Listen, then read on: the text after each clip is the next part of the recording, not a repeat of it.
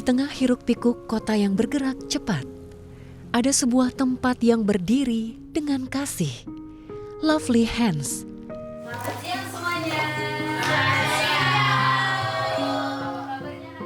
Sebuah komunitas yang lahir dari kepedulian terhadap anak-anak berkebutuhan khusus, terutama mereka yang memiliki disabilitas fisik maupun intelektual.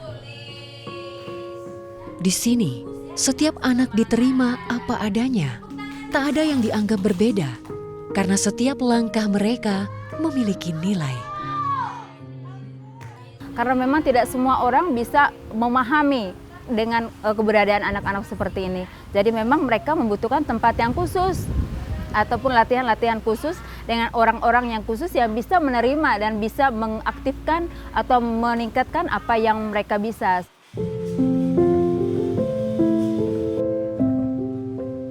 Orang tua yang punya anak ABK ini harus semangat dan yakin bahwa kalau anak ini dilatih terus-menerus, dia akan bisa menunjukkan talenta yang ada.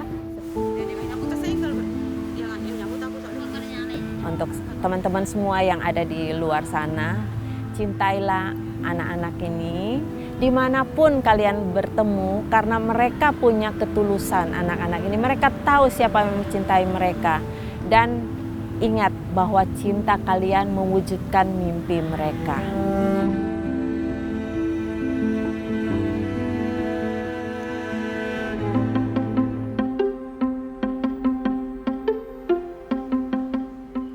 Bagi banyak keluarga, memiliki anak berkebutuhan khusus adalah perjalanan panjang yang penuh cinta, namun juga penuh tantangan. Bukan hanya karena keterbatasan fisik atau mental sang anak, tetapi juga karena keterbatasan biaya untuk memberikan pendidikan dan terapi yang mereka butuhkan.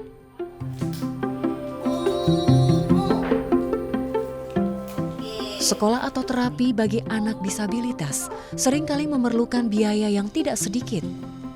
Setiap sesi terapi, alat bantu, hingga kebutuhan pendampingan khusus kerap menjadi beban berat bagi keluarga dengan penghasilan terbatas. Banyak dari mereka akhirnya memilih berhenti, bukan karena tak peduli, tapi karena tak sanggup. Dari keprihatinan itulah, sejak 2011, Lovely Hands hadir menjadi ruang harapan bagi anak-anak disabilitas dari berbagai latar belakang. Didirikan oleh sepasang suami istri yang kemudian bekerja sama dengan salah satu gereja Katolik di wilayah Sunter, Jakarta Pusat, Lovely Hands mencari dan menerima anak-anak disabilitas dari keluarga prasejahtera kala itu.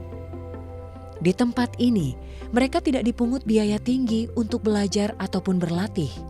Mereka diterima dengan kasih, dengan perhatian, sesuai kemampuan dan kebutuhan masing-masing. Jadi sepasang suami istri ini dengan pastu paroki pada saat itu, mereka mulai mencari anak-anak yang dari keluarga prasejahtera. Dan itu tidak mudah karena pelayanan ini adalah pelayanan untuk lintas agama. Dan ini pelayanan yang kami berikan akhirnya berkembang dengan sendirinya karena dari orang tua ke orang tua yang lain. Jadi mereka bercerita karena melihat ada kemajuan daripada anak-anak yang kami bina ini. Sandrina harus sikat kaca, bagus. Memasuki tahun ke-14 ini, kami sudah punya 83 anak. Terus, ayo, terus maju. Mereka datang ke tempat kami dan kami layani tanpa melihat latar belakang agama ataupun apa, dan mereka di tempat kami ini tidak berbayar. Jadi kami melihat mereka sebenarnya anak-anak ini punya kemampuan yang sama dengan anak-anak yang lain, tetapi karena mereka tidak dibina dan orang di luar tidak memberikan mereka kesempatan, sehingga mereka itu biasanya tersisihkan. Di Lovely Hands mereka dianggap sama dengan anak-anak yang lain.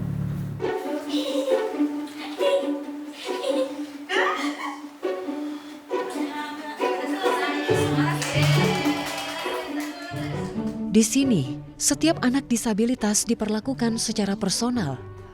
Tidak ada pendekatan yang seragam, karena setiap anak memiliki kemampuan, kebutuhan, dan cara belajar yang berbeda. Ditemani oleh pendamping yang profesional, sabar, dan berkomitmen, setiap anak diberikan ruang tumbuh tanpa kecuali. Langkah pertama yang dilakukan adalah pendampingan motorik dan sensori.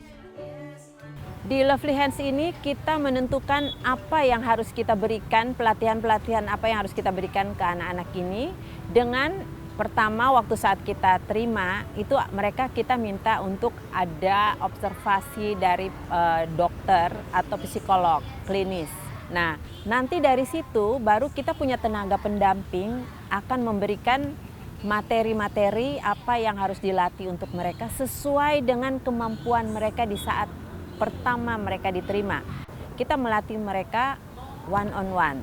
Jadi satu anak, satu guru, di mana mereka didampingi selama 45 menit.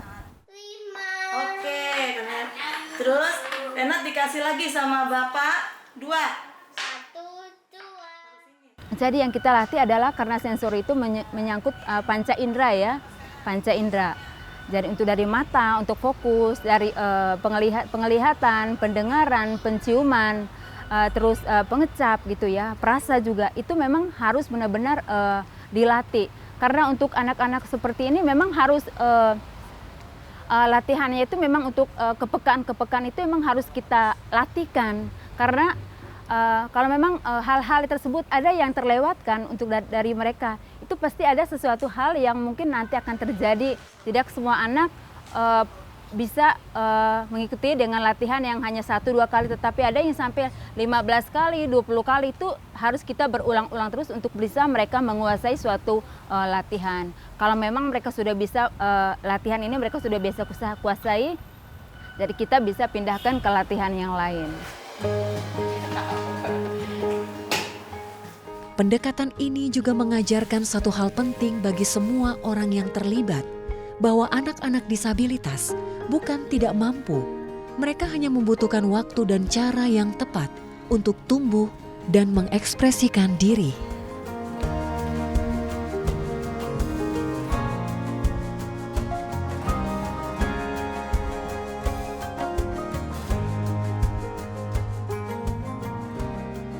Kebun kecil ini menjadi ruang belajar yang penuh makna bagi anak-anak didik Lovely Hands. Mereka menyebutnya Lovely Garden.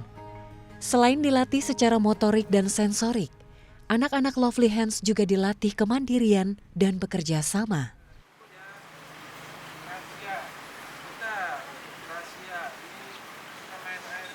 Lahan yang dipinjamkan oleh Tarekat Salesian Don Bosco ini menjadi bukti kepedulian pihak paroki gereja pada anak-anak disabilitas agar mampu memiliki keterampilan di hari depannya. Anak Lovely Hands itu kan lama-lama berkembang sampai ada yang sampai usia dewasa, ada yang remaja juga, dan mereka sudah selesai untuk pelatihan kemandiriannya, toilet trainingnya gitu ya. Jadi bulan ke berpikir sepertinya mereka harus ada tempat lagi yang baru untuk pelatihan kerja gitu, tujuan utamanya itu. Jadi akhirnya terwujudlah Lovely Garden ini, programnya yaitu yang utama berkebun, pelatihan tata boga juga. Kita berkebun ini tidak memakai bahan kimia ya Bu ya, jadi manfaatkan dari sampah dari tanaman, dari juga buah-buahan. Anak-anak kira kita membuat ekoenzim. Nah, ini salah satu pelatihan yang diberikan oleh Lovely Hand untuk merawat bumi ya, supaya iklim kita juga semakin bagus.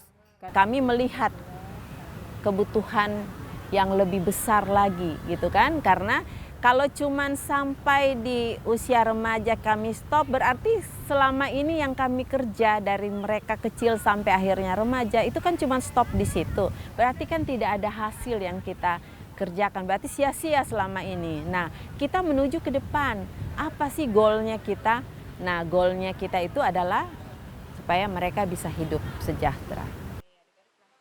Kalau kita lihat mereka itu justru jadi sehat dan kalau kita lihat tadinya mereka punya fisik itu kurang sering sakit, ternyata setelah kita membawa mereka ke kebun ini, mereka justru berangsur-angsur membaik dan akhirnya mereka sehat.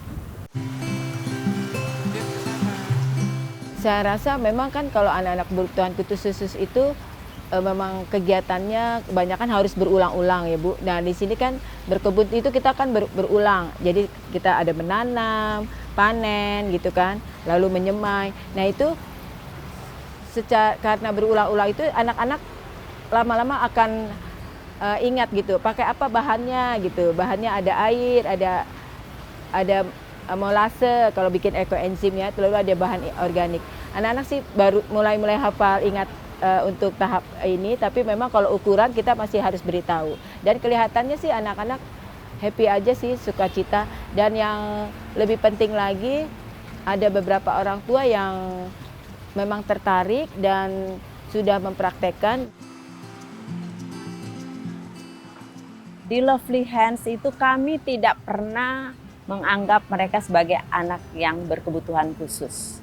Jadi kami selalu punya prinsip bahwa mereka sebagai anak yang sama dengan anak-anak yang lain. Jadi di sini diajarkan mereka semua yang dilakukan oleh anak-anak lain di luar, itu pun kita lakukan untuk mereka dan nanti kita akan menyesuaikan dengan kemampuan dari mereka.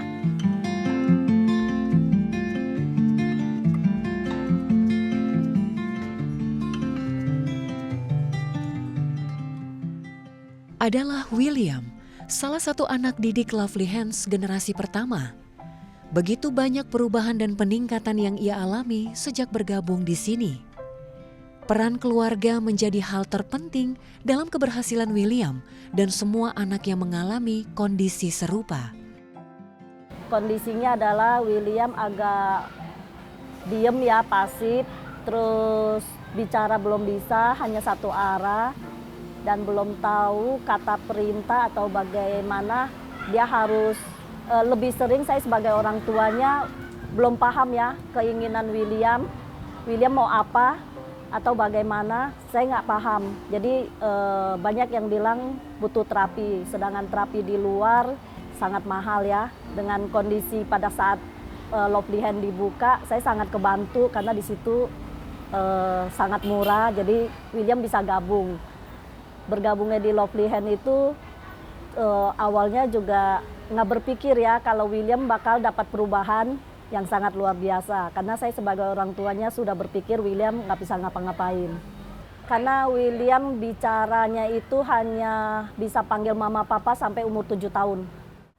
William, mau angklung? Nanti ada Cika, ada Niko, sama Bu Imel ya. Kita panggil Bu Imel ya.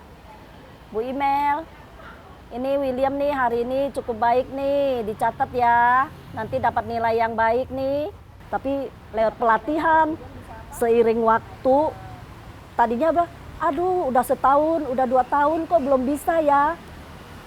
Saya juga berpikir iya ya udah lama ya nggak bisa. Ternyata tiba-tibanya William sangat hebat gitu. Maksudnya hebat buat bagi saya ya karena dia banyak kurangnya. Tapi kelebihannya yaitu dia jadi mampu untuk komunikasi dengan saya.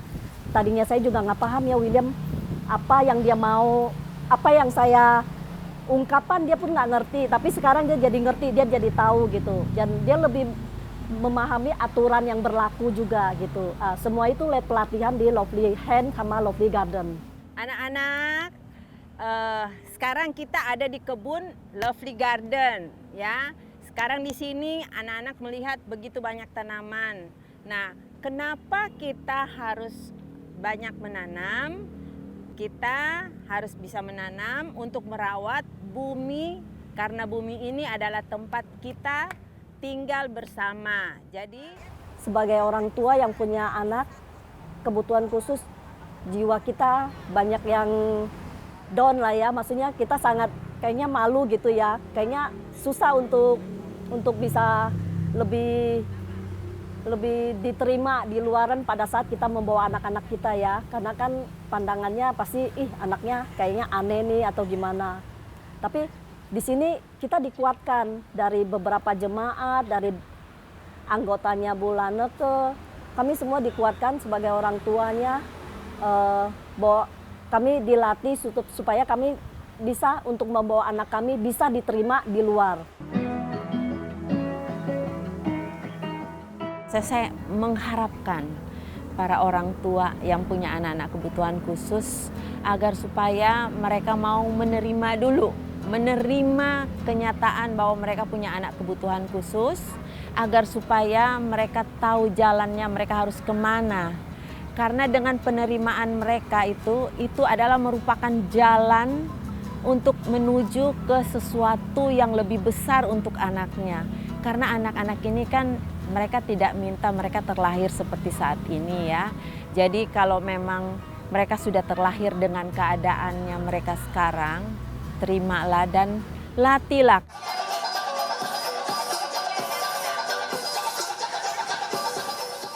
Mereka itu bisa, dan bahkan mungkin lebih bisa dari kita yang dibilang, orang bilang normal ya, tetapi mereka itu lebih luar biasa. Dan mereka tuh hanya butuh orang yang memang mau menerima kehadiran mereka. Mereka butuh sahabat, butuh teman, seperti itu. Lovely Hands bukan sekadar tempat terapi, melainkan ruang pemberdayaan, tempat di mana kasih tumbuh, harapan disemai, dan kemandirian dirasakan. Dan juga untuk saya pribadi sangat senang karena bisa melayani ya. Gimana hati nurani kita untuk bekerja untuk orang yang memang kita melihat tidak mampu untuk berkomunikasi, tidak mampu untuk merasakan sesuatu, untuk membalas apapun yang kita lakukan. Tetapi bagaimana kita pribadi untuk bisa melakukan itu untuk Tuhan, seperti itu. Di balik setiap keterbatasan, selalu ada kekuatan yang menunggu untuk ditemukan. Anak-anak di Lovely Hands telah membuktikannya bahwa dengan cinta, kesabaran, dan kesempatan, mereka mampu melampaui batas yang pernah dianggap tak mungkin. Kami berharap anak-anak kami dikasih kesempatan, terus anak-anak kami bisa mendapatkan dukungan untuk bahwa mereka juga bisa diterima dengan kondisi yang kurang dan lebihnya gitu.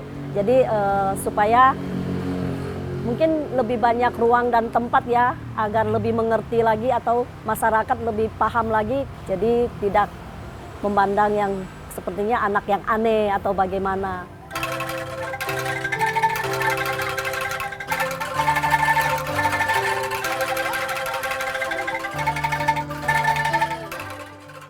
Anak-anak ini mereka anak-anak yang diciptakan Tuhan sesuai dengan gambaran Tuhan, yang dimana mereka itu perlu kita sayangi karena mereka punya kemampuan yang sangat luar biasa. Saya pun sendiri menyadari bahwa karena saya melihat mereka dari kecil dan begitu mereka mengalami perubahan dari tidak bisa berjalan dan akhirnya mereka bisa berjalan, itu rasanya semua lelah dari perjuangan-perjuangan kami itu terhapus begitu saja, dan kami merasakan ini adalah satu bentuk sukacita yang luar biasa.